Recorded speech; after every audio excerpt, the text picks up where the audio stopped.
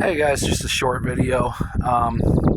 So apparently the US government is again putting out their cash for clunkers thing. I don't know if y'all remember that back in the 90s. You might be too young for it or might just not recall. But back in the 90s, late 90s, they had this cash for clunkers deal going on where they would take your old vehicle, buy it from you for a couple grand. You know, some people got more, some people got less, depending on the car. It didn't really matter because they were just crushing them anyway.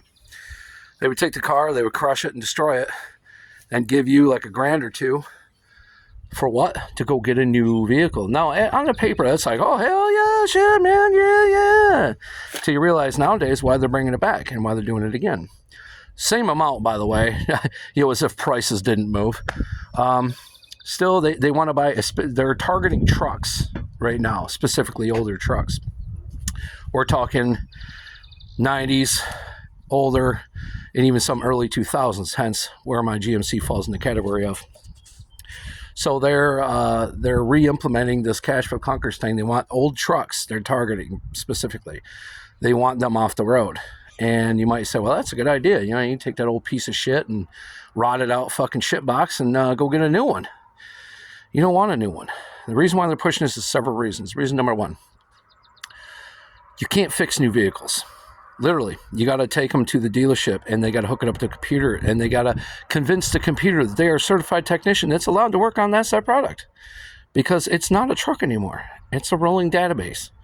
Not only that, reason number two, your infotainment screen, all that shit, it's listening, it's watching, it's recording everything you do, and it's sending that data right back home. Reason number three, kill switch. This ain't a joke. This is real. You can look it up. They're actually doing this, and they've been doing it for about, I think, 2 years now, maybe even longer.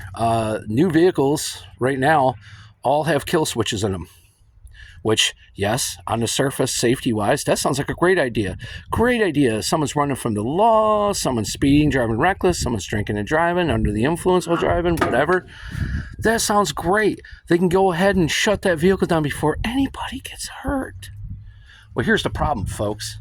They're not just going to stop there. They're going to keep going. Oh, you said something against our freaking Führer? I mean, president? Well, we're going to shut that down. You're not going nowhere. You can't go to work. You can't go to the hospital. Can't go to school. Can't go to the grocery store. You're fucking home. You're walking. They can at any time tell you you can or cannot travel. I mean, I've been around since 1977. I grew up in the 80s and 90s. Back then, it was freedom. You turn that key and hit the gas, you're gone. You can go wherever the hell you want as long as you got gas. You can go wherever you want. Can't stop you.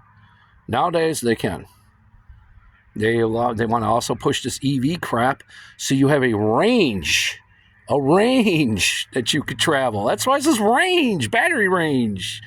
And it takes how long to charge one of these fucking things? Now, until they make it completely illegal to have an old vehicle on the road, I'm going to keep my old vehicle on the road. And when that shit's spent, I'm going to buy another old vehicle.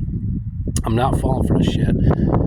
And at the point where it's completely illegal to drive an old vehicle on the road, I guess I'm a criminal at that point.